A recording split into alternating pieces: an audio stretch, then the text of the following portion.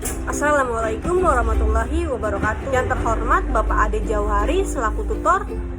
Perkenalkan, nama saya Anissa Ayu Pratiwi, saya dari UPBJJ Jakarta.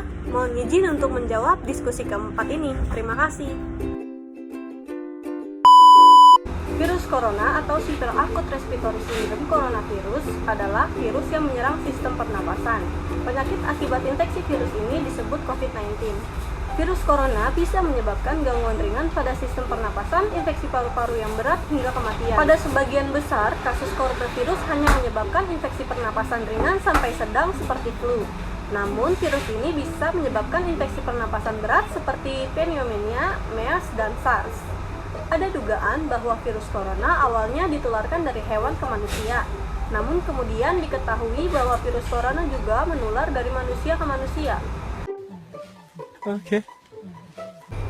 Virus corona dapat menginfeksi siapa saja, tetapi efeknya akan lebih berbahaya bila terjadi pada orang lanjut usia, ibu hamil, orang yang memiliki penyakit tertentu, perokok, atau orang yang daya tahan tubuhnya lemah, misalnya penderita kanker. Infeksi virus corona yang disebut COVID-19 pertama kali ditemukan di kota Wuhan, Cina pada akhir Desember 2019 lalu. Virus ini menular dengan sangat cepat dan menyebar ke hampir semua negara termasuk Indonesia, hanya dalam beberapa waktu bulan saja. Namun, saat ini kebijakan PPKM sudah dilonggarkan menjadi PPKM level 1 pada sejumlah wilayah, misalnya DKI Jakarta, Banten, dan Jawa Barat. Menurut data yang dirilis gugus tugas percepatan penanganan COVID-19, jumlah kasus terkonfirmasi positif hingga 21 Juni 2022 adalah sebanyak 6.069.255 orang, dengan jumlah kematian 156.695 jiwa. Dari angka tersebut diketahui tingkat kematian akibat COVID-19 adalah sekitar 2,6%. Jumlah ini menurun dari 3,4% pada bulan Januari 2002 lalu. Oke. Meski jumlah kematian akibat COVID-19 tergolong tinggi, angka kesembuhan dari COVID-19 juga terus bertambah. Data terakhir menyebutkan jumlah penyintas atau orang yang pernah terinfeksi virus corona kemudian sembuh adalah 5.903.461 orang.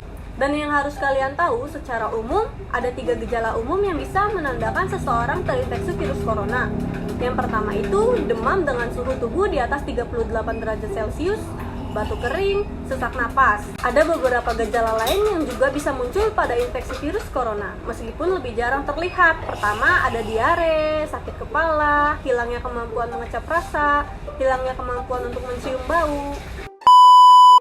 Guna memastikan apakah gejala-gejala tersebut merupakan gejala dari virus corona, diperlukan rapid test atau PCR.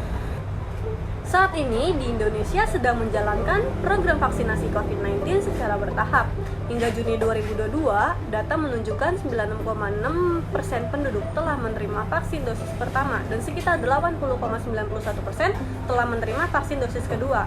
Tambahannya, sebanyak 23,59% penduduk sudah menerima vaksinasi booster. Vaksinasi COVID-19 bertujuan untuk membentuk kekebalan tubuh terhadap virus corona. Selain itu, vaksinasi juga bertujuan untuk membentuk kekebalan kelompok atau herd immunity.